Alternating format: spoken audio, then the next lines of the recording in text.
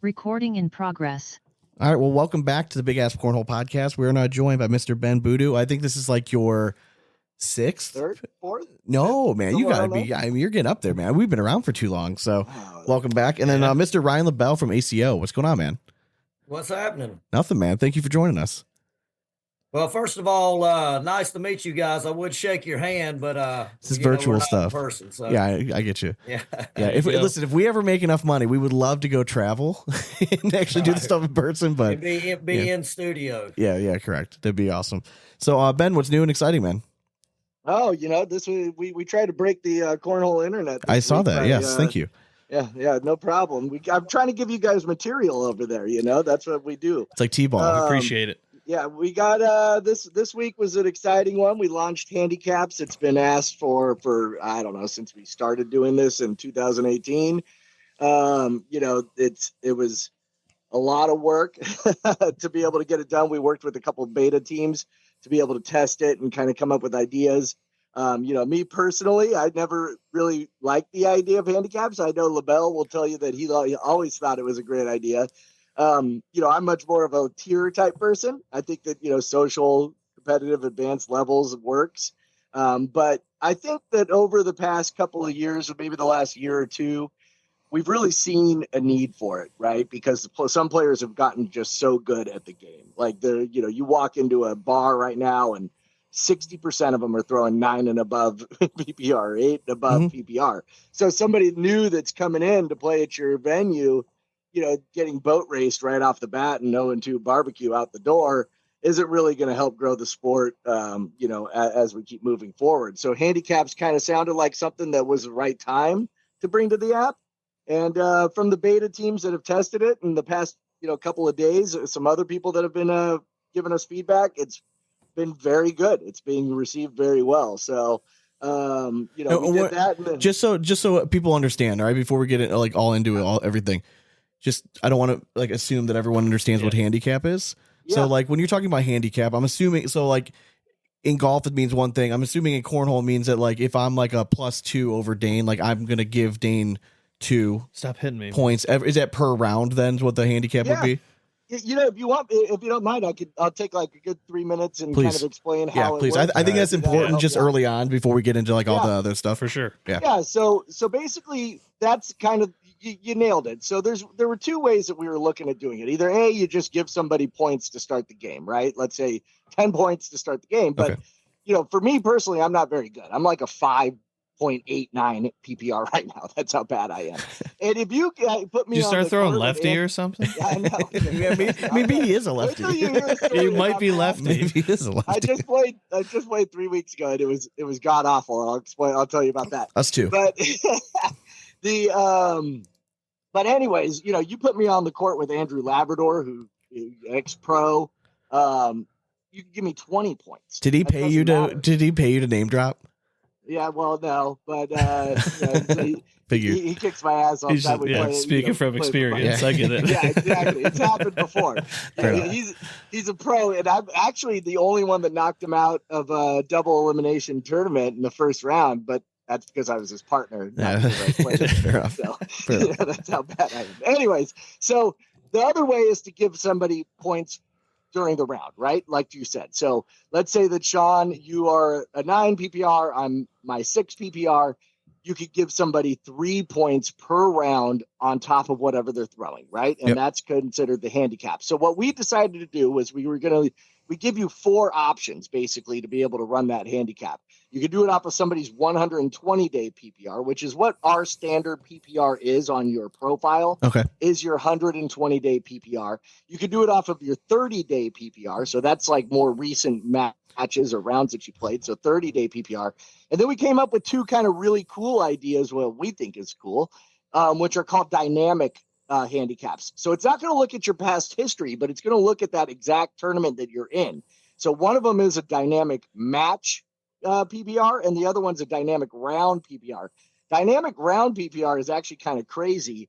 It will actually every round look at what your handicap is at that moment in that tournament and give you, or what your PPR is at that moment, and give you your handicap off of that. So let's say round 1, Sean throws a 9, and round and I throw a 6, round 2, it's going to now give you that 9 PPR, me that 6 PPR, and it's going to give me the 3. Now the next round, when we're done, let's say that now you're an 8 and I'm a 7. Now I'm going to get 1 handicap. So it's going to dynamically do that as the tournament goes along. The other one is dynamic match. And that one's going to give you you're going to play your first match, and then your second match, it will be whatever your PPR is in that tournament at that time. So after that second match, it's going to look at your PPR, and you're going to get that for the next match as well. So those are the 4 options. A couple quick little hitters for you. There is also a way to give a max, so you can limit, let's say 0 to 12. Okay. So let's say you're like, okay, the most we want to give people is 2, right? So you can limit that. And then we also have what's called weighting, or what we call weighting, which is you could do 0% to 100%. So let's say you do 50%, and I was supposed to get 4. You would only get points, 2. You'd only get 2. Yeah. Exactly. And look at Sean. Look at that. The Cleveland math mathematician For sure. over here. Okay. I love it. So okay, I have a few things with this.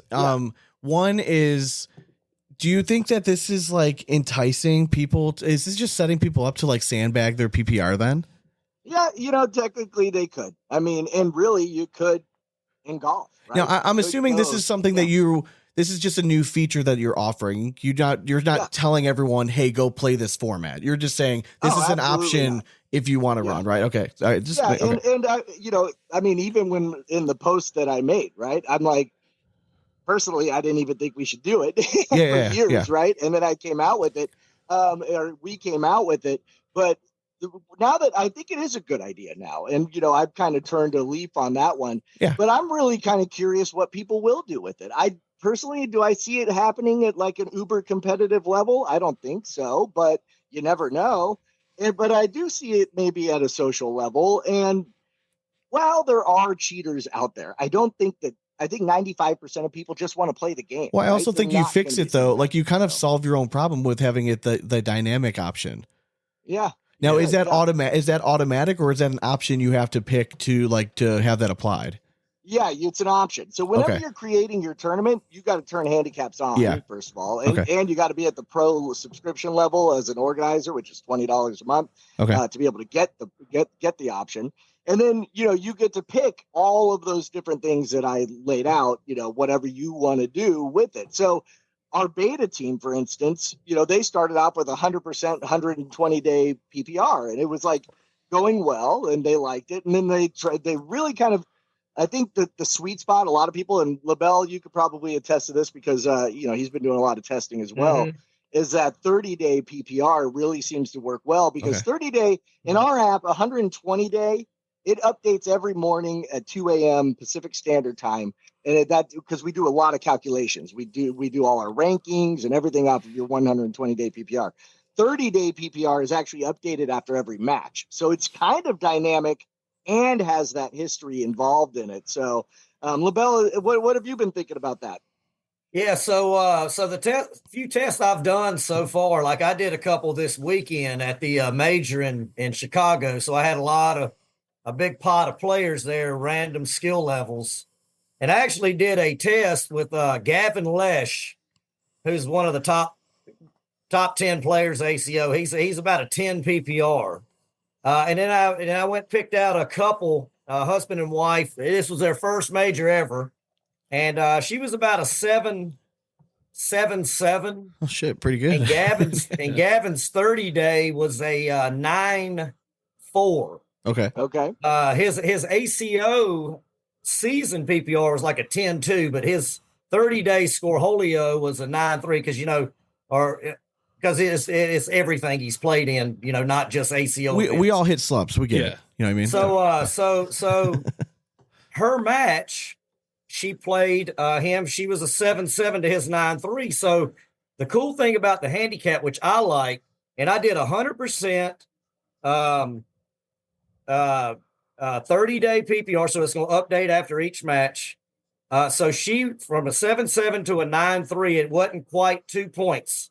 So if it don't hit a solid point, it rounds down. Okay. So if it's like, if I get 7 points against you, it's a straight up game. I got you. Yeah. You have to be one, or Makes sense. Yeah, one that makes sense. two, I'd only get one. What happens if they get to 12 though? Like, is 12 the max score, or can you get like 14 to 12? So if I throw a 4-bagger and I'm getting 2 points, I still only get to 12. It doesn't give me 14. Okay. Yeah, we didn't want to punish somebody for throwing. Okay, then I agree with that. Okay, all right. Yeah, so you can still play defense in whatever defense is in cornhole. You can still play defense in a handicap by just not missing. It's true. Yeah, I mean, just put all the fucking bags in. You don't have to worry about it. Hit them all. Yeah, there you go. Name of the game. So what happened, Labelle? What ended up? So I was going to tell you. So I put a little tournament together Friday morning when they weren't playing in anything. So Gavin played, I can't remember her name. Her last name was Rios. Okay. But anyway, so he had to give her 1 point per round. So after it went 14 rounds, and Gavin won 21-14. Okay. But here's the cool part. Round 11, it was 14 up. Oh shit. And then she just bombed the last 3 rounds like a lower level player would do. You can only hold it together so long, right? Yeah, That's true. Yeah. Very true. And he pulled it out. And then of course I went and asked both of them. So if we didn't do the handicap, Gavin would have won in 7 rounds, 21-8, I think it was. Okay. So she scored a few more points. Yeah. Went double the rounds, and her experience. She said, "I said, well, give me your honest feedback." I said, "Do you think you could have won that game?" And she goes, "Yes, absolutely." In my mind, I was like, "I could win this game right now." So it built her confidence up as a player. Gavin, he was just off early in the game. He's a 9-3. He was throwing like an 8-5. So yeah, he was throwing below his average. So, at the end of the day. Nobody that's good wants to lose to somebody that's worse than them. Yeah. Because they're getting 3 points. Yeah. Yeah. I mean, that's even if I was a 7, I don't want to get beat by a 4. Well, and that's what I say. So I think it might scare away. I think for like the lower level players, I think it's great. And like, I think like if you're getting I think if you're still using the tiered system and then having like a handicapped tournament, I think it could be a lot of fun. Yeah. But you're not going to find a lot of top level players. They're going to open themselves up to going out there. That's very true. I mean, I will say the beta team feedback was, the upper echelon players didn't love it. Yeah. 95% of everybody else really had a good time with it, right? And I get it. I mean, you work, especially, a lot of these top throwers, they work hard. I mean, they put the hours in, right? They got but I think sweat and tears. I do think it's time for us to realize, though, that you said, like 95%, right? Like, I think that's probably cornhole in itself. Only 5% of like us are like, I'm not putting me in this conversation of them are really fucking good. The rest of us, we're like, okay. We just really like it. We want to go have fun. Like Labelle said, we'll shit the bed for 3 rounds in a row. Oh, 100%. I mean, shit, I'll do that right at the start. You know what I mean? Like, I'll let you know right away. I have no business being on the board with you. This is the story I wanted to tell you real quick. So I would have loved it 3 weeks ago if I would have actually had handicaps. I went and played. I'd taken some time off, and I showed up at the bar with dirty bags in San Diego, completely cold. Walk on, they like hit start tournament right when I get there, right? I'm like, oh my God, I get put on court like 4. And I walk up and I was like, let's just start. They hand me the bags. I throw all 4 off the bar, like just off the back, tumbled off the right, floor bagger. The person I'm playing against, she threw all 4 in. Oh shit! 12-0 to start the game. That's like a dream start. My partner on the other side was like, "Who the hell is this guy?" He goes storming in. But let's say that we were doing the dynamic round PPR. Like, could you imagine? Like the next round, I could have had 12 points to start. Like, if there was no match. That's true, though, right? You wouldn't have had to work at anything. Yeah, well, I mean, you just beat the system. You could just keep throwing every bag off, and you're going to get 12 points eventually every time. But most people are going to put a max on it, right? They're going to put correct. Like max 4. So I got you. Like if you give somebody 12 points, it's right? But Yeah. Do you reward somebody so- just for figuring it out? Possibly. You just like wink at her and be like, I did the software. It's called a glitch. Yeah, Hey, my real right quick. arm glitched. Well, touching on that, what you just said, like throwing the 0 and getting the 12, right? Yeah. So that's only in dynamic. So Yeah. I did a scenario where if somebody wanted to just sandbag, right? Yeah. Like if we did 30-day PPR, I did 100%, handicap and just maximum 12 points if you have a 0 PPR, which nobody would for a 30-day. Yeah. So I had a buddy of mine, Sean Priest, who plays.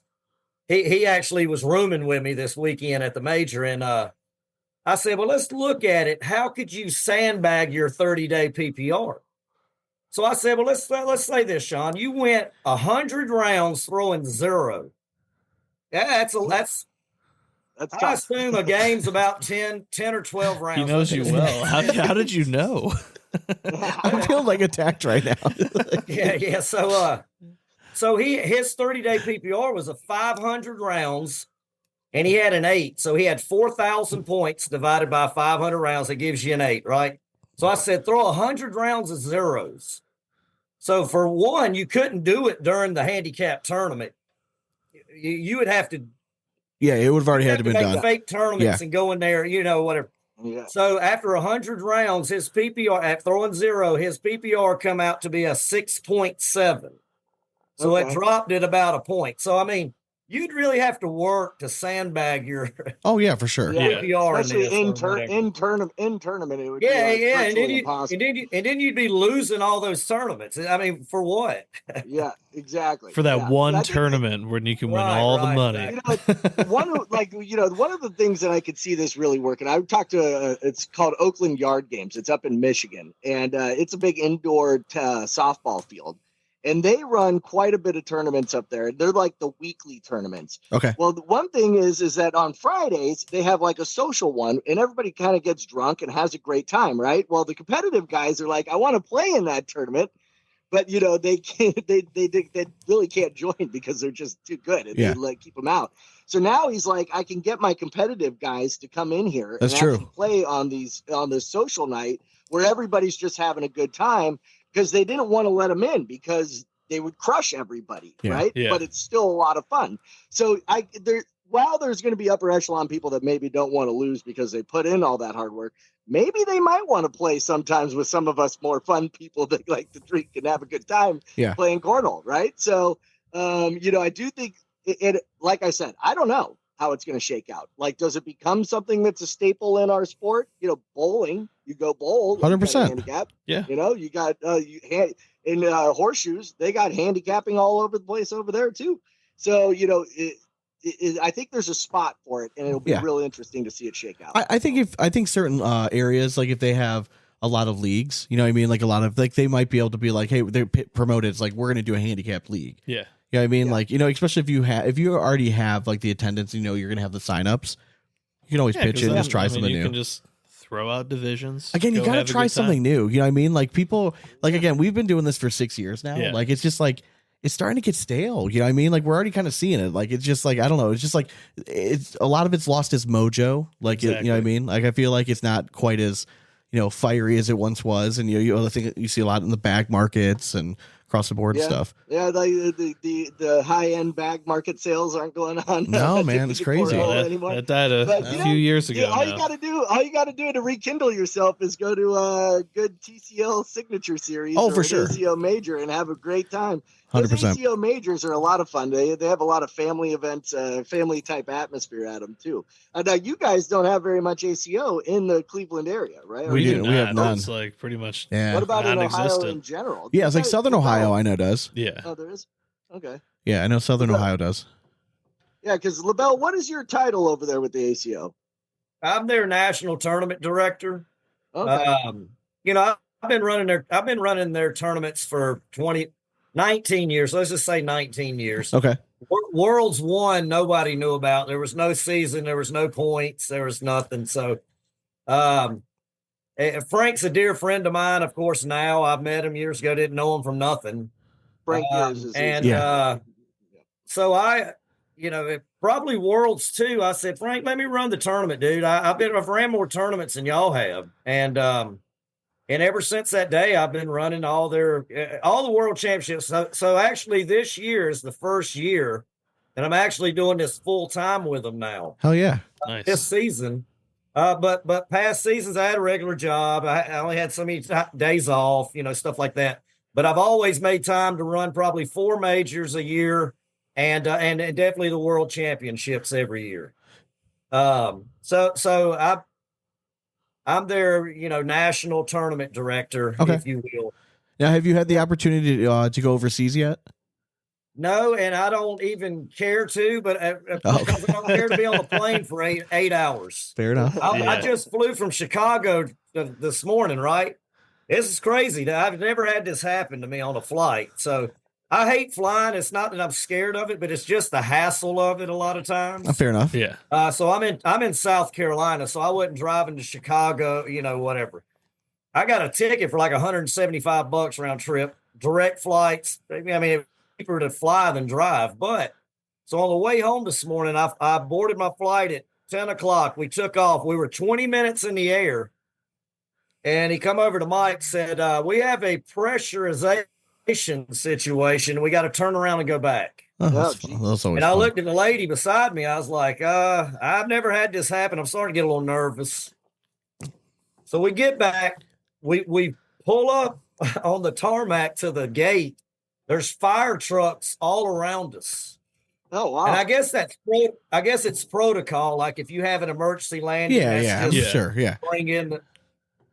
So she's like, why are these fire trucks here? I said, oh, they're not here for us. Well, next thing you know, they just start closing in on us. I said, well, maybe they are. I said, get me off of this damn thing, whatever. But little did you know, Sean and Dane, it was actually because of Labelle's cornhole bag. Yeah. Yep. Exactly. They snuck right under TSA's nose. The burner series. But but no, so we I forgot where I was at, but anyway, we had to get off the plane. I had to get on. I got home like 4 hours later, whatever. That is an interesting one, kind of a side topic that just came up there. Has anybody gotten their bags taken from TSA? I mean, mine never really even get to mine every time gets swabbed. I've always taken them out and they get swabbed. Every time. Honestly, 99% of the time I travel, I don't bring bags. I'm just like, whoever's there, I'm just going to use your stuff. Thank you. Now we do. Well, that's what I was going to say. If you travel with bags, always take them out. Yeah. I think you have a better chance. They always yell at you and they're like, don't do it. I'm like, no, trust me, bro. I'm doing this. I don't need you cutting into these things. Right. I take them out and put them in their own bin with nothing else. Right. Like I'm just send it right through. Yeah. Even when I go through like pre-check and stuff, they always yell at me. They're like, "Don't take anything." I'm like, "Just trust me on this." I always take them out, and the guy like comes over. He's like, "Cornhole bags." I'm saving you some work because and he knows, and they know, and I'm like, at this point, like I'm already prepared for it. So I just walk down to the end. I wait for them to swab it. They're gonna hand me the bags. They're gonna ask me what it is. I'm gonna tell them what it is. I'm gonna have to tell them why we're traveling with them. It's like I don't want to deal with the small talk. I just want to get to my fucking gate. I want to go on the plane. I know I'm a loser. I'm trying to shoot a video. You know what I mean? Like I'm like, can we just like I know, right? Like please don't judge me. Nowadays, at least they know what it is. Back when Labelle was flying around 20 years ago, they were like, "What the hell is this kilo of cocaine?" I'll correct you, Ben. So back in the day, all the bags were provided, so you didn't bring your own bags. That's right. I forgot about. That's how I started my league when I started. And my series I run, the burner series, I still provide all the bags for it. Like it might be the last tournament on earth that's like that. Yeah, they have one here in California every year where I think he still uses slide rights. That's crazy. That's awesome. Yeah, and it's actually a lot of fun. I mean, they're stiff, so like you get there and everybody's like, and they stay with the board, so everybody's trying to step on them. And, for sure. Move around. But it's a great equalizer, though. You know what I mean? Like it really is. It is kind Talk of about handicapping, right? That kind of equalizes it. Yeah, I mean, the bag's not a factor at this point. Yeah. So, that's. Oh, go ahead, Ben. Go ahead. No, I was going to say, Labelle, remember the old ACO Pro bags that were seamless? They had the invisible seam back in the day. Yeah, they had the ladder stitch. It was a ladder stitch, and then it was glued. Yeah, the glued down. I had that. So when I first started, I bought. God, they were like, and I thought they were expensive back then. They were like $55 a set or something, right? Nowadays, like you can't find one for $55. But you can at dragonbags.com. That's dragonbags with a Z.com. Yeah, back then it was $80 for a set of 8. Actually, you got 10 bags. Yeah, that's right. That's right. You got 10. You got 8 and a spare of each color. That's right. And a carry tote for each set. Yeah. Yeah. So you undersold it, Ben. How long ago was that? I would say 2010. Okay. Yeah, I started, I think 2000. I want to say 2014-ish is when I started the ACO. I think I was an ACO director at that time when I first started. Okay. And I bought those in the tailgater bags. They were like duck cloth. And I canvas. remember the tailgaters. Yep. Yeah, and it was a canvas and a synthetic suede. Yeah, that's what it was. Yeah, it was a great bag. I mean, you got them all different colors and everything like that. It had the pointy corners, the square. It was a square. Yeah, you could actually starfish it on the hole. You know what's funny? Starfish. When you talk about the that's a visual. Yes, it is. What'd you say, Sean? So that like you said, starfish. That's a visual. It really is. Brown starfish. Well, so the starfish analogy, right? I'm trying here, man. Yeah.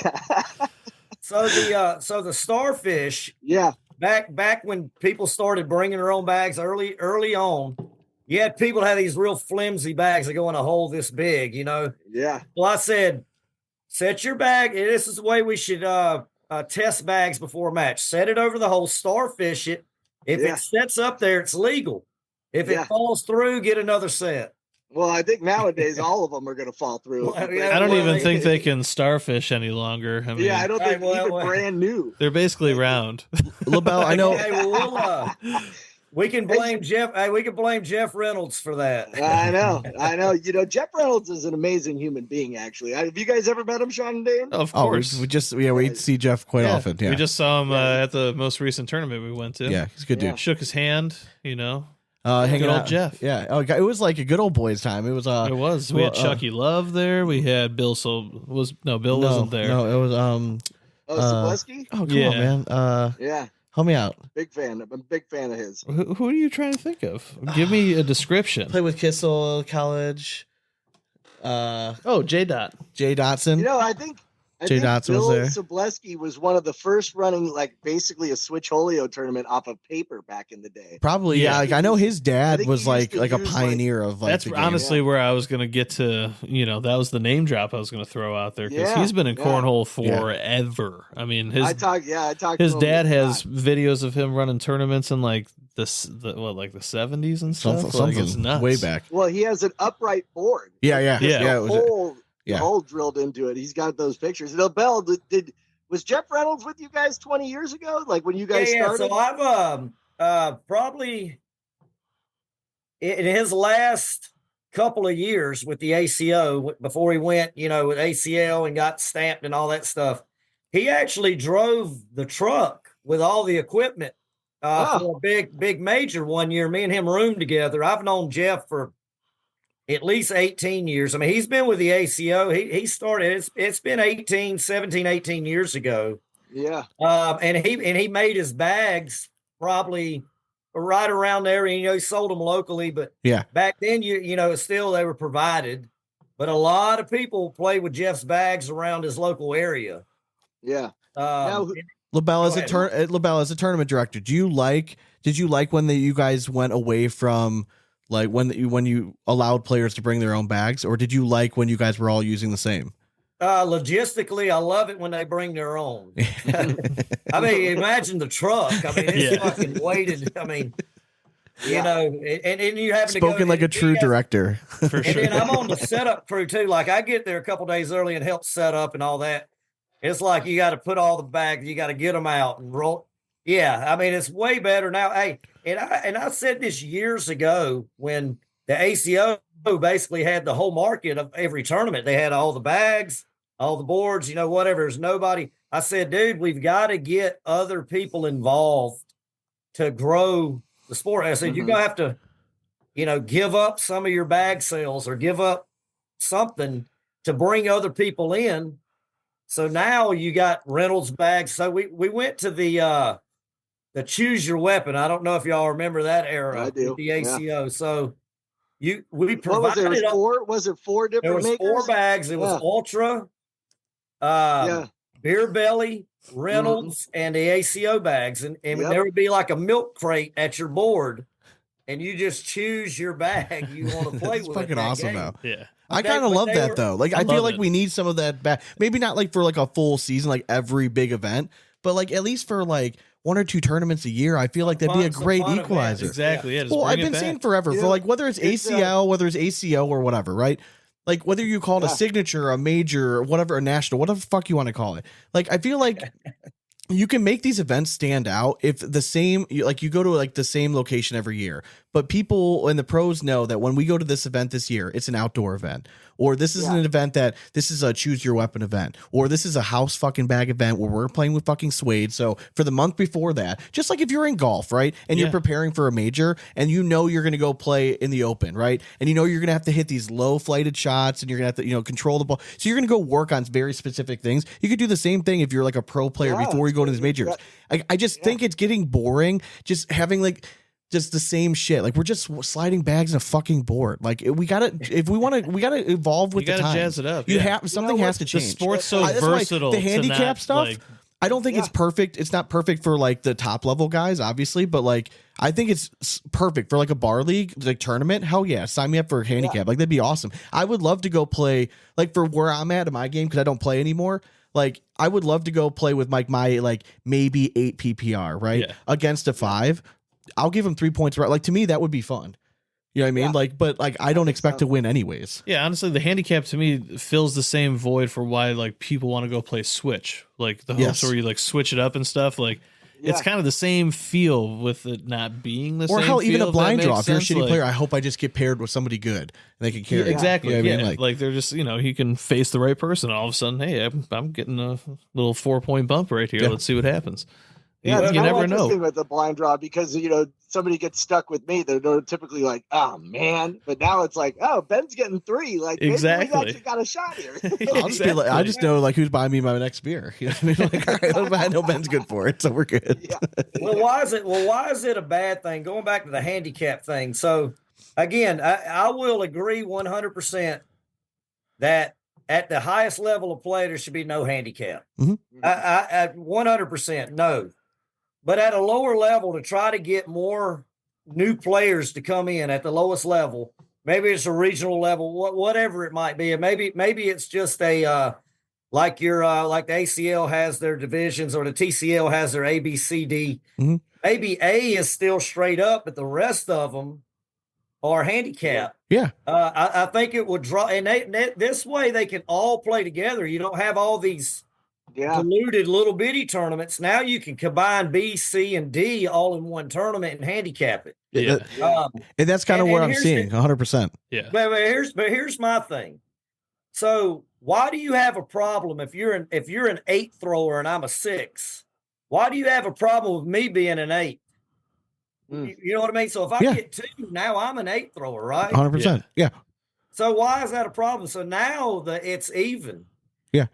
You know what I'm saying? Now me as a 6 thrower, can I throw a 12 sometimes? Yes. 100%. Yeah. Am I going to throw one every round? No, but I might get a couple of good ones. But you know what I'm saying? So for me in the handicap, my defense, why I like the handicap so much is that it makes both players better because you have to throw your ass off to win. You can be a top player playing the worst player in the building, and you still have to perform to your highest level. I have to perform to my highest level. And if I go a little above my average and you don't, I'm going to beat you. Yeah. The one thing that you're going to not like about handicaps, Labelle, is that as a tournament organizer, your tournament's just got an hour longer. Oh, yeah. That's true. Well, I already knew that coming into it. I knew they were going to last longer. I will say this, too, to the top players that bitch about it because them getting beat by somebody that's worse than them. I would go to bet, and I haven't done enough tests, but every test I've ran, the top player still wins. Yeah. The top player usually still wins, but it's not by 21-0. It might be 21-10. And that gives that lower player just that more drive to keep coming back. It's like, well, if I'd have kept going like I'm going, I might have, Well, to your point, Labelle, I mean, I'm a very bad player, but I'm streaky. So I am sometimes too. Sometimes I can play well. But even when I'm playing well, like my best, and I'm like, oh man, this tournament, I'm crushing it. There will be times where I score a 4 and all of mine are right around the goddamn hole, where I was like a typical 10 PPRs throwing those in every single time. Right. So they're even the better players still going to score their points on those rounds where I'm like decent, not great, but decent kind of a thing. Well, I think again, like you rounding down helps tremendously. It does give a slight advantage to the better player. Like it helps, or maybe not an advantage, but like it levels the playing field a little bit more. Mm-hmm. Like maybe it just slightly dips the odds into their favor. I think a little bit with rounding down, because if you're, again, law of averages typically tend to hold true, but anyone can get hot for X amount of rounds, and then we've all seen it, right? Yeah. You go play a game and you feel like the guy just never missed, right? And then you go watch their next game, and this fucking dude can't hit. They can't even touch the board. You're like, what the fuck happened? Me. And then you realize, like, oh, we are in the same division. We're competitive. Like you're having the game I had against you. Like it all balances out. Like in the next game, I go and throw well. And then the next after that, guess what? I suck again. Yeah. Like it just, we all lose it. So I like it. Yeah, with rounding down, like the law of averages, it does kind of favor in that way, and like. That's why you do it that way. Yeah. Right? Like, that's why. I completely agree with it. The better player, just that little bit to the point where they should win it. Yes. Even with law of averages. You got to grind it out. Exactly. Yeah. Like if you got a 1.9, that's going to go all the way back down to a 1. Exactly. Right? So 0.9 should really help out that better player. No, that's if you have dynamic. If you're just doing straight, like just a straight handicap tournament, that's a grind. Yeah, like but if you just get like that competitive guy that's like somewhat new, but they've been practicing a whole lot in their backyard, and they show up to this tournament, they're gonna smoke people. Yeah, because there are like for us, like if the Amish show up, like what do you do with a brand new? What do you do? Let me ask you, what do you do with a brand new player? They show up to a tournament. It's a handicap tournament. They do not have an established PPR, like 30-day, 120-day. What do you do? What happens with that? So the 30-day, so you could do the dynamic, right? So that we do have a starting PPR if you do 120 or 30-day PPR, and they don't have one. Yeah. Sorry, excuse me. If they do dynamic, you could start with the 120 or 30, just so you know. That's if you're doing dynamic. So the first round, the first match, they actually get something. Now, the other way around, if you do like a 30-day, like Labelle was talking earlier, that updates after every match. Right? Okay. So everybody's going to have their 30, and then that new player after their first match, they're going to have what they are, right? Okay. Because they're brand new, it's going to start kicking in for them. So that first round, they might, get smoked, but after that, they're going to be able to get going after that. So if you have a lot of new people, like with 30-day, I'd suggest doing a dynamic one on that one, because you're going to be getting in tournament for everybody. Okay. So, but if you're doing like a weekly league, right? Like an 8-week league or something like that, go and use 120 or 30. And the other benefit is you can literally change it at any time mid-tournament. So you can like, hey, we're going to do dynamic round for the first round to get everybody going. And then we're going to switch over to 30-day or something like that. You can, or, let's at the bracket, we're going to do it for the round robin. And then at the bracket, we're going to make it straight up. Right. So like you could do that kind of stuff as well. Yeah. So it really, that's where I keep on repeating myself that it's going to be interesting how it gets used, because I am kind of excited to see what people start to do. And I think that every group across the country is different, right? I mean, 100%. You go to like Labelle's country, they're like a blind draw, double elimination type of people, right? Yeah. You come out here to San Diego, you can't find one of those. Hey, you left one out, Ben. Yeah, you left one out. Hey, and chip draw. They don't like computer draw. It's chip. No, draw. Right. Yeah, they don't trust the algorithm. Yeah. And you know what I do? It's not even an algorithm. It's literally just a randomizer. It's just a randomizer. Yeah. I think I've almost blacked like 5 eyes of people come up telling me chip draw, and I'm like, it's like, shut up. Yeah, we have a blog. Go to ScoreHolio.com, go to the blog, and you can see ScoreHolio is not coming after your blind draw, and we literally ran a simulation of doing cards and doing the randomizer, and we did it like I think 50 times or something like that. And you can see you're still going to get the same partner multiple times doing a chip draw, just like you will at the random number generator. Bullshit. And I always laugh because people are like, it's fixed. God damn it! I swear to God. If I get paired with one brand new player. One thing that cracks me up all the time, they're like, "Oh, well, we draw cards because that way you can't cheat." I'm like, "Yeah, nobody's ever cheated at cards before." Nope. There's never a little sleight of hand. You can cheat with the chips easy. Oh yeah, for sure. So it's like cracks me up every time. And it's the other one is, oh well, if we do cards and if people get the same partner that they got, we could just switch it up. And I'm like, so you don't like random? You really want to actually control the draw, not like random, right? So, anyways, Labelle. Hey, so you mentioned the Amish guys, right? Oh yeah, yeah. So y'all are in Cleveland, right? Yeah. Mm-hmm. So do you know Barry Hempy? Yeah, of course. You know Barry. Okay, so Jesse and Barry, like Jesse worked with me this weekend. I love them. Okay. I've known Barry and Jesse forever. And so anyway, we had the major in Toledo a few weeks ago, whatever. And I went to the Hempies and spent the night at their compound. He's got a killer cornhole compound, and I stayed in a little tiny shed he had behind his house. It was awesome. And we went and played a blind draw at the local golf course. And, I rode with them. We had a good time. Well, I met like 3 Amish dudes there. Oh, I'm sure. Yeah. Oh, yeah. And they were good. Oh, they're real good. Real like good. you said, I don't think they had any kind of electronics or, Well, do they use corn bags? No, I mean, they were up to speed. No, they'll have Reynolds bags. They'll have Reynolds bags. They show up and they act all innocent. Like, what is this game you were playing? They were good. And then they try to sign up for intermediate because they know that's where, like, at least for ACL events around here. Yeah. Big turnout, like decent payouts. Like, let's do intermediate. We'll smoke them. We'll be out of here before anyone even realizes what happens. Well, our directors started getting hip to it, so they're like, no, you got to play advanced.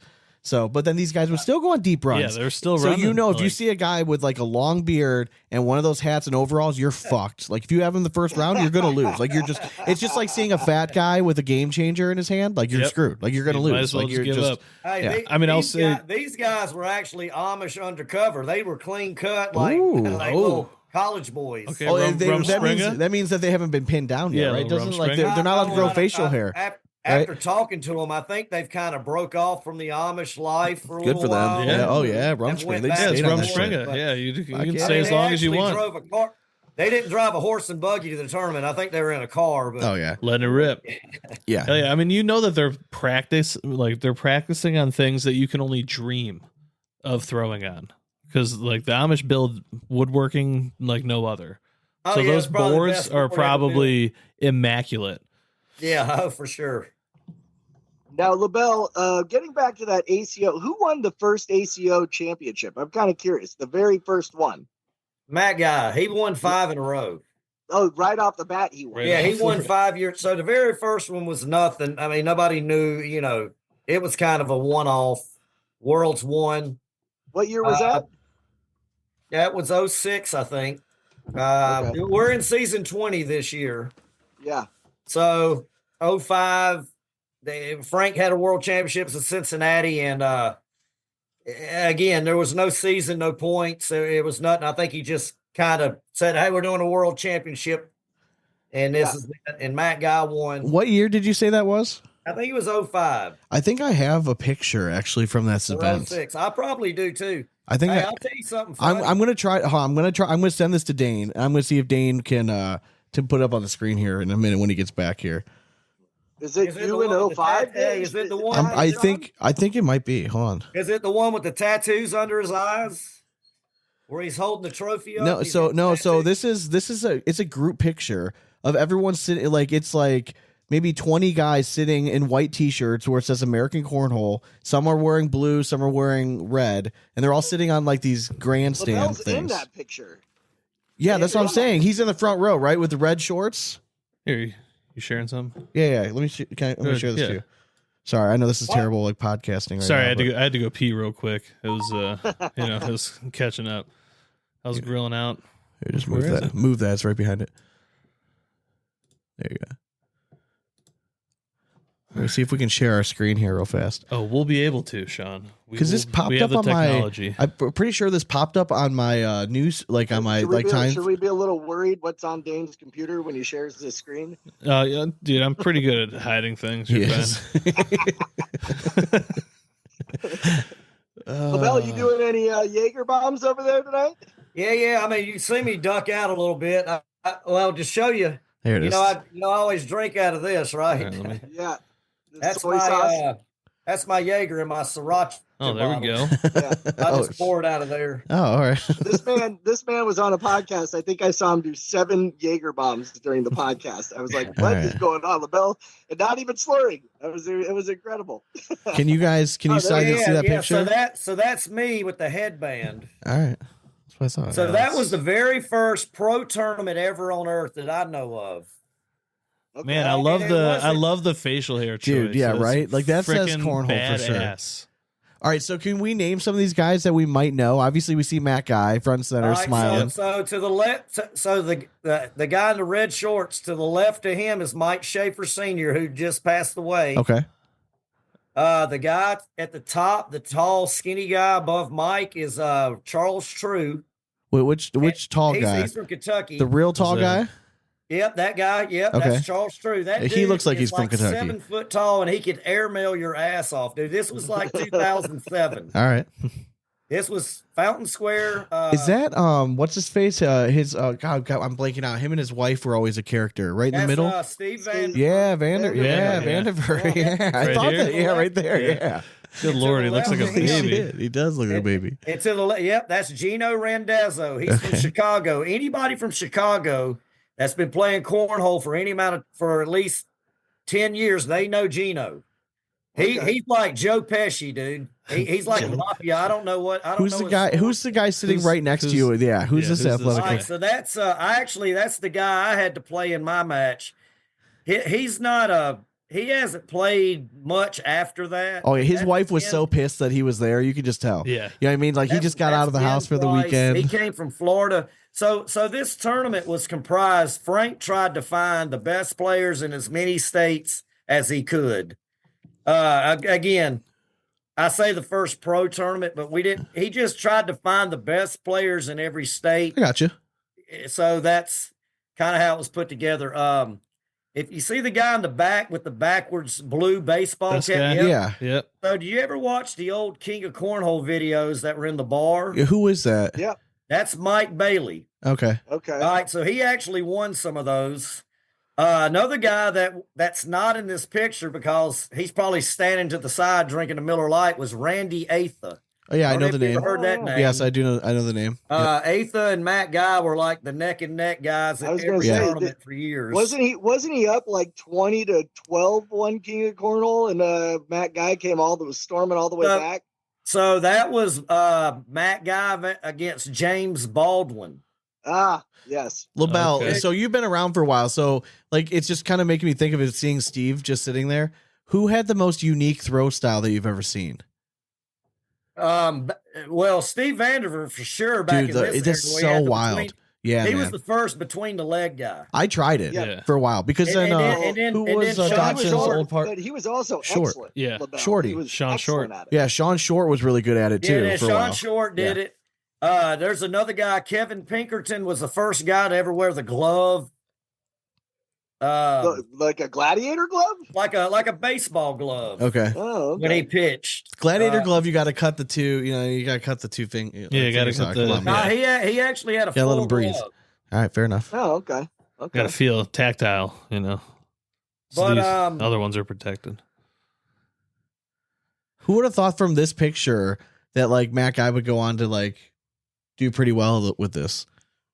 I mean, dude, look at those knees and calves. Look at that athleticism right there. He was unreal. Like when he won 5 years, he went 5 years. And there's a video online. I think I've got it on my YouTube page, but there's a video where they did at the Fountain Square event, and Jack Staggy, Staggy. Jack Staggy. He's good friends with Jay Dotson, Sean Short, and all them. Oh yeah, you know what? I've met him once. He drinks Busch Light. They call him Staggy. Yeah. I mean, you're just describing pretty much Southern Ohio right now. So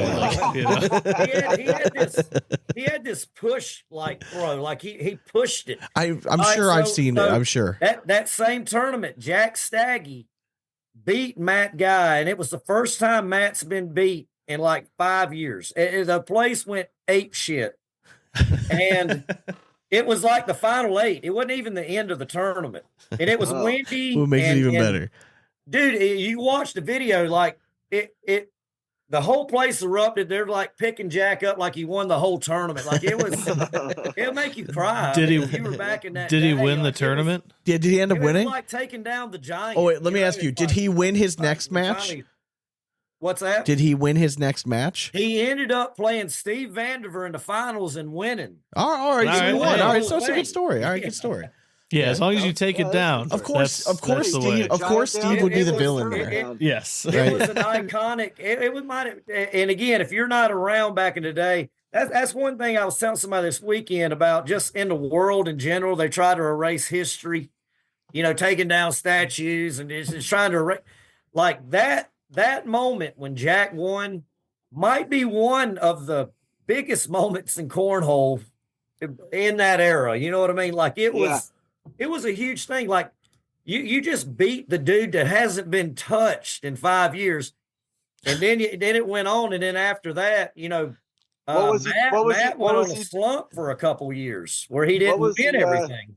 What was he throwing, Labelle? What bag was he throwing? What was Staggy using on that tournament? No, so it was all provided. It was those 450s with the no seam. Oh God! Oh, with the pro bag. Oh yeah. Yeah. So it was the China 450 with the patch on the back. China 450. Yeah. I wish I was in my garage. I got a set. I still have a set.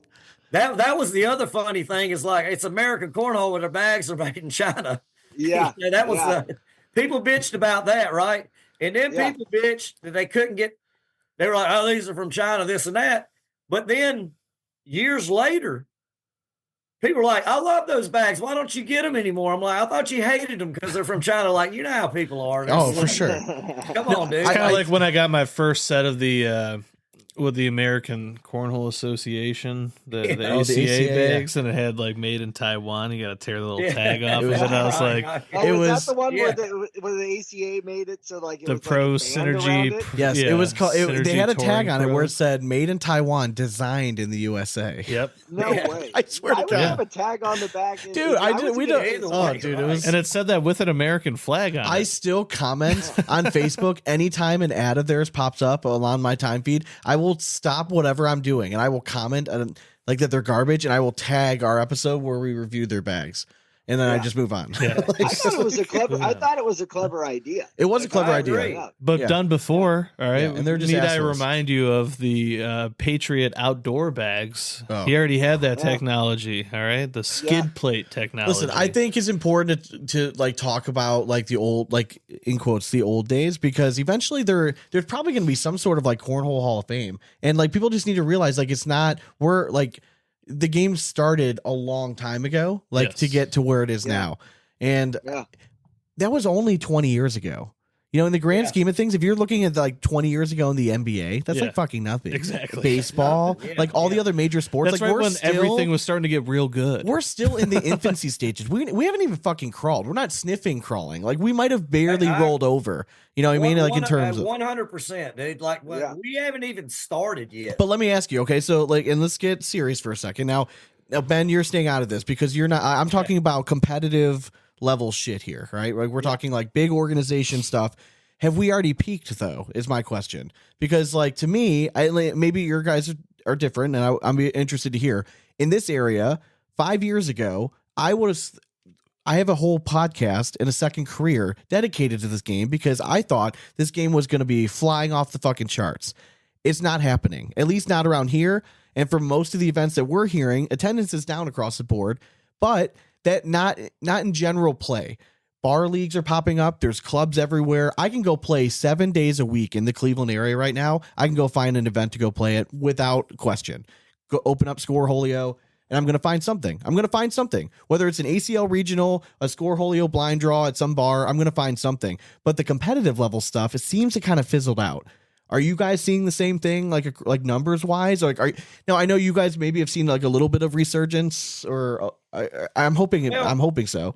What I tell people, or what I see, is I think people nowadays want to play where it's convenient.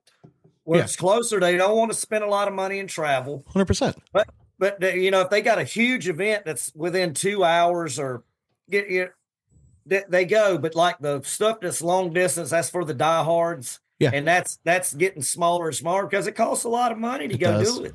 Yeah. Is this an economy thing, or is this people don't love it as much and they're not willing to chase things? I think it gets to the point where they're like, you know what? I love playing cornhole.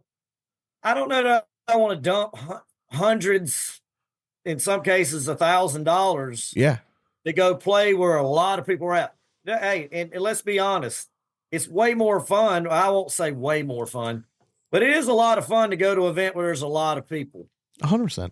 Now, I will say this. If there's a shitload of people, like 5, 6, 7, 800 people, sometimes it can get monotonous or whatever. It's crowded. You're running into people, whatever. There is a happy medium to that, in my opinion. But I think people just want to play where it's convenient. I think there's still all the people that play want to play. And I think your local events, to me, your blind draws and stuff like that, I think they're still sustaining their participation, at least in my area. Oh yeah, I'm not arguing that. Like, I think the growth of like the overall, like, just people being aware of some level of competition in cornhole, I think it's definitely gone up. But the people that want to compete at the highest level, I think those numbers have definitely dipped. At least in our area for sure. Well, and I'll add to that.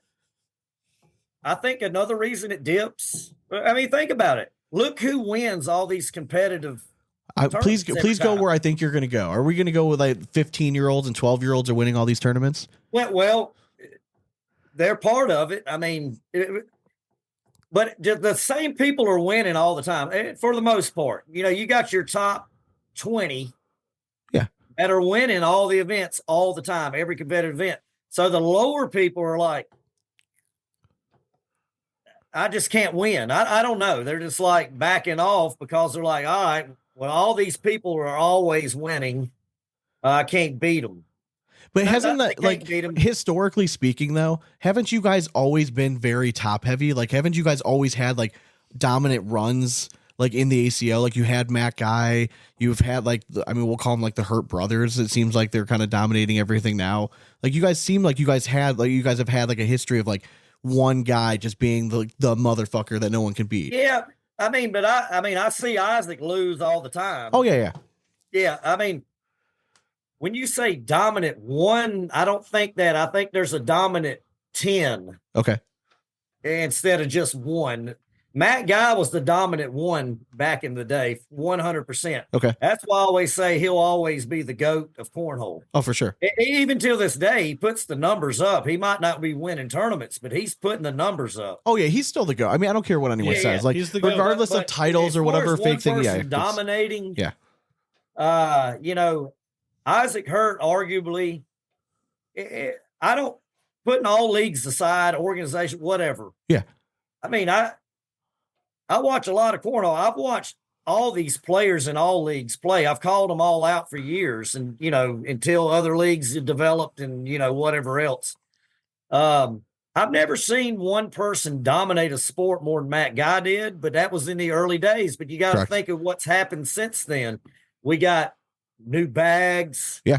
The bags are a huge thing that allows, I think, the lower level people to compete even more because the bags go in easier. Don't have to throw them right down the middle. I mean, honestly, the players that played back in the day with those fat China bags, I think are fundamentally better players in general than most of the new players that just started out with all these rounded bags. I mean, I think that's going to be in any, this is why I love that at least we've been around for 20 years now. Because now we get to be part of that conversation where every other sport has it. Like, like my dad used to say the same thing. Like, well, when I was playing, like our technology, like we didn't have these fancy bats. So I actually had to hit the ball well. And you guys get the, what I mean? Like, so it's fun to have these conversations. Like, I do agree. But once you get to the highest level, it really shouldn't matter anymore what bag you put in their hand, right? They're all really good at it. But if you give them the opportunity to manipulate and master one bag, like they're going to become like the best at throwing like that particular bag, which is, I think,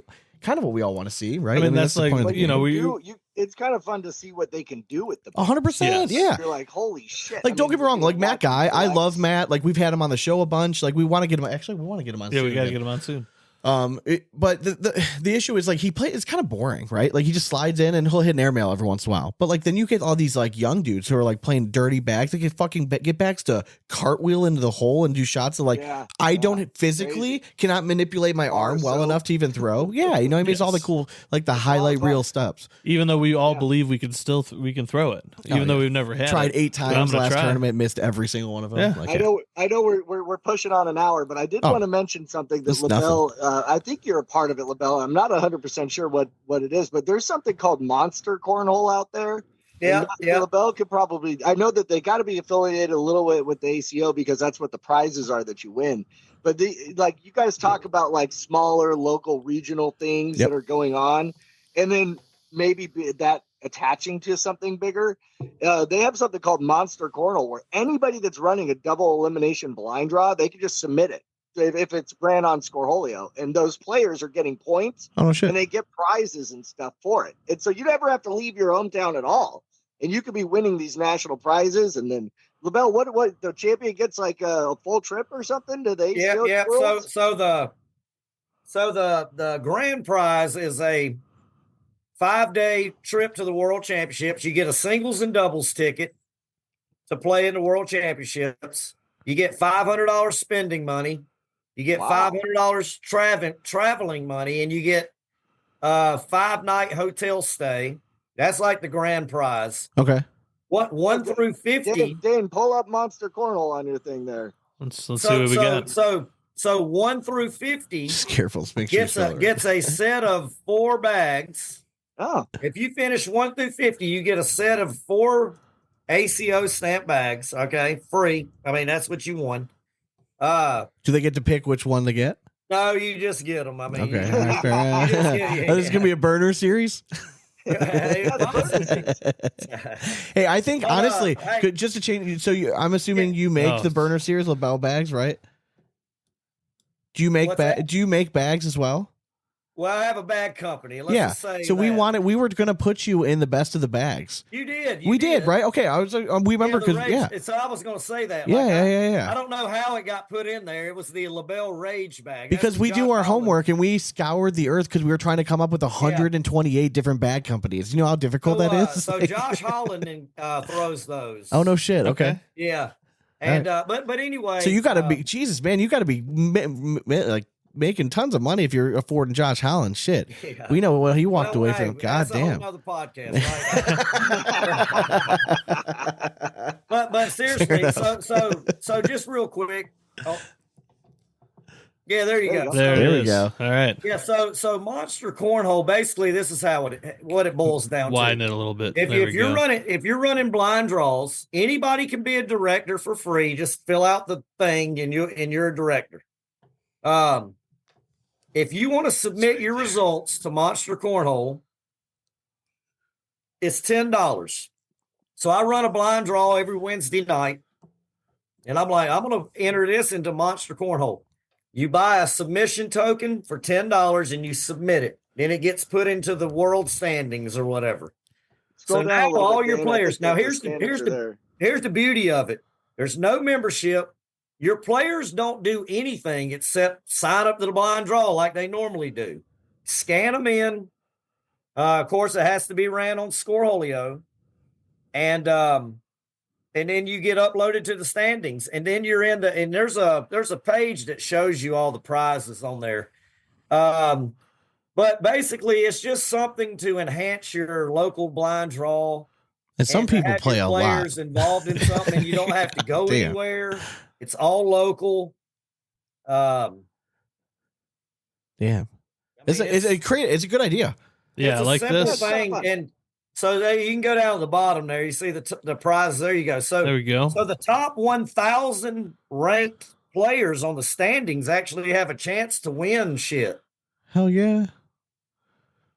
So yeah, so this is like the creative stuff that we're talking about here, Sean. Like 100%. How you have to get kind of, people don't want to travel a lot, but they can still be part of something big. Whenever it came out, I was like, this is actually a pretty clever idea. Something to really tie people together. You still get this national rankings. And I think like every month the top person gets something too, right? Yeah. Like, so the monster of the month gets like a set of bags shipped to them, or something like that. But okay. And what kind of marketing? You, what kind of marketing are you doing for this?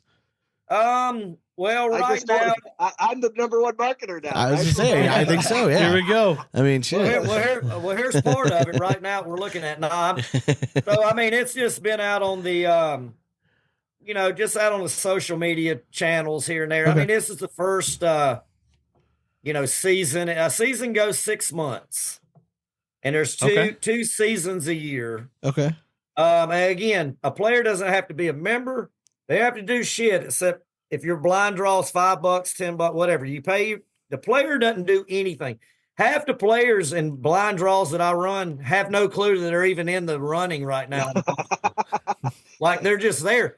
And when this thing's over, these players might get some shit in the mail, and they're like, "Damn, I want a monster T-shirt, or I want a set of bags, or I want a free ACO membership."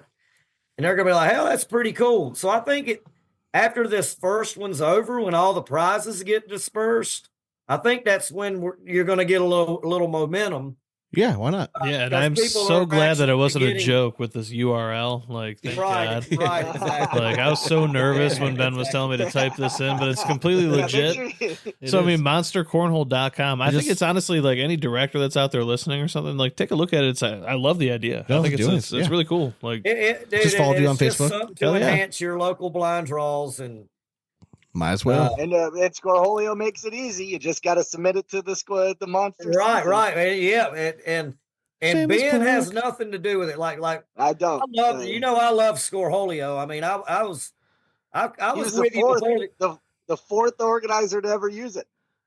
You made top 5. I was actually, I contacted you before it was even an app, and I was like, what the hell are you doing?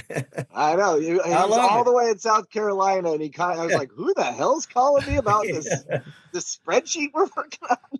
It was kind of crazy. So, yeah, Labelle and I have fought for years, probably 2017, about how a bracket should look. We've yelled at him. He wants 128-day person bracket like it was yesterday. I know. No. The argument is how it's seated. So I'm still torn on that. Well, how do you think it should be seated? So number 1 should be at the very top of the bracket, right? Yes. Yeah. Number 2 should be at the very bottom.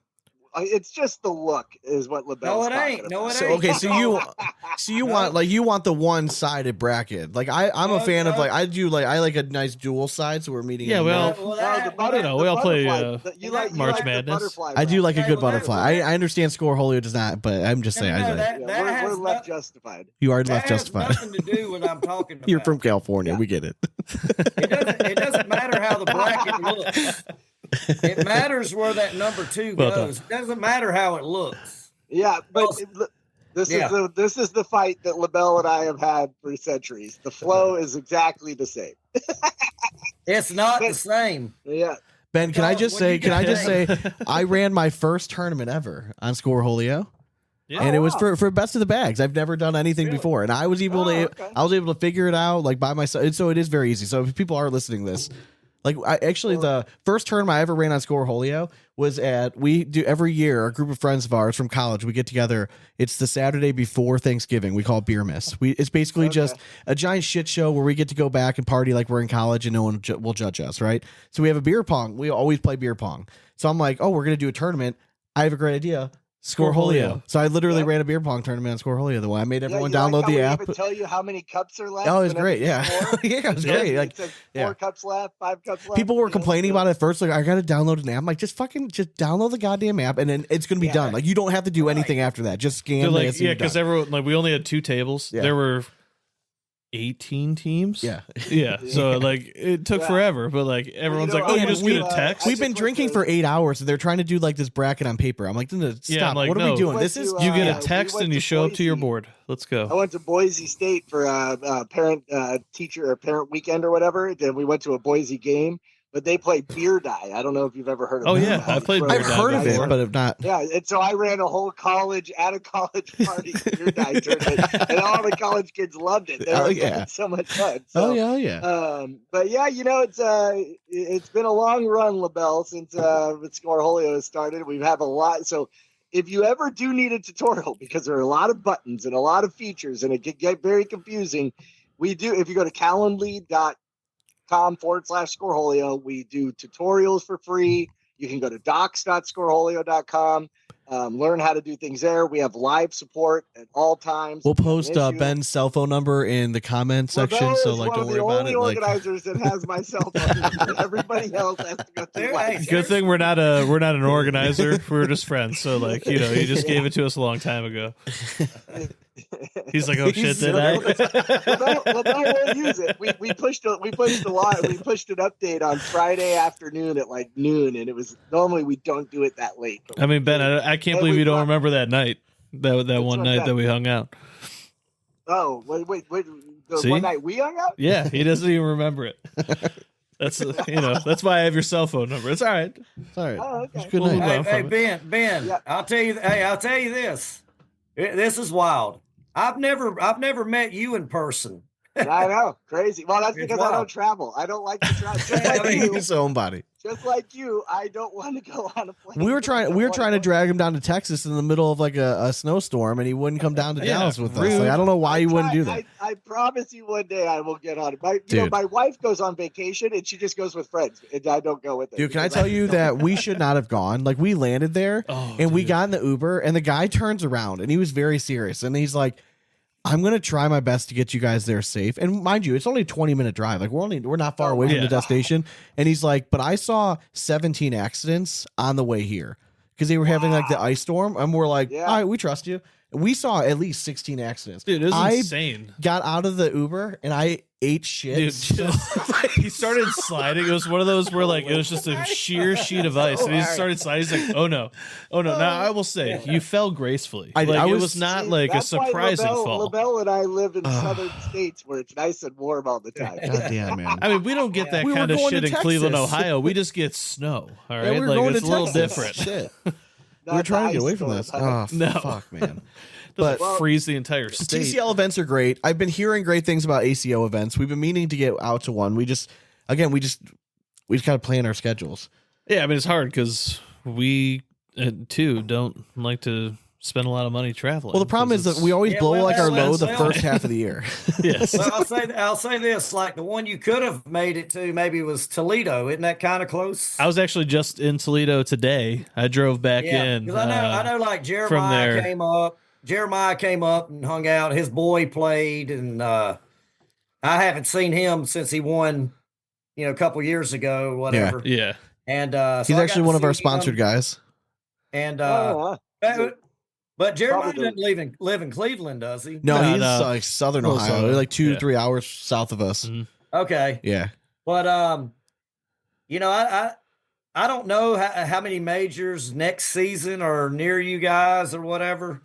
But maybe we're in Toledo next. I mean, either season. Toledo, Indiana's not far from us. Honestly, even your guys' World Championship is not that far from us. Yeah, it's not that bad of a drive. What's that? Owensboro? Is that where you guys were? No. This year it's in Tulsa. Oh, okay. Right. Tulsa's a little different. Okay. Yeah. Hey, Owensboro's I not like that far. Owensboro because it's kind of a mid place, but this year's Tulsa. Next year, Oregon.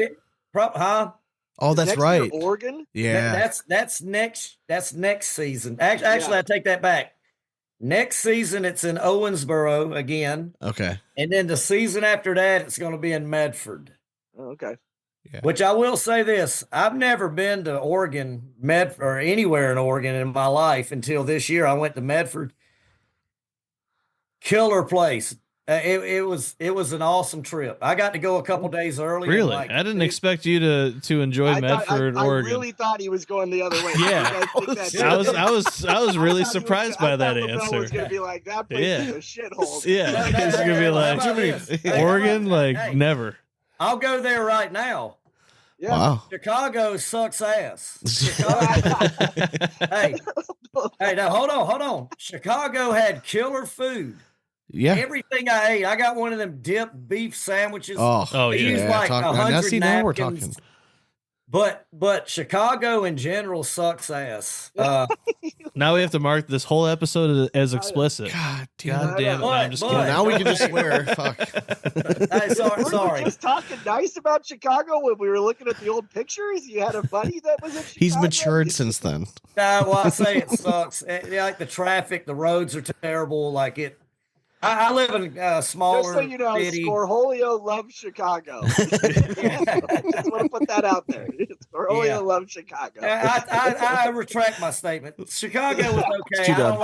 I don't like the traffic and all the mess. Yeah. So I've never driven in Chicago. I've only ever hoofed it and trained it everywhere. It's and it was driving. Chicago. I mean the train's not bad until you get to a certain spot and make sure you get off. You know? Don't miss your stop. Yeah, don't miss your stop. Yep, correct. But yeah, besides that, it's all right. It's all right. Yeah, we're gonna be back there in November, so I'm excited. Oh yeah, that's right. Cool. Yeah, Rugby weekend. Yeah, New Ireland Zealand, versus New Zealand. Yeah, it's a giant shit show. So if you're in the Chicago area around November 1st, like you might want to leave town. If you're not, like, yeah, and if you're gonna put your place up for Airbnb, hit me up. Yeah, please. Let's go. Yeah, that'd be great. That'd be great. I think we already have hotels though. We do. We're good. Yeah, we're booked. set. We're flush.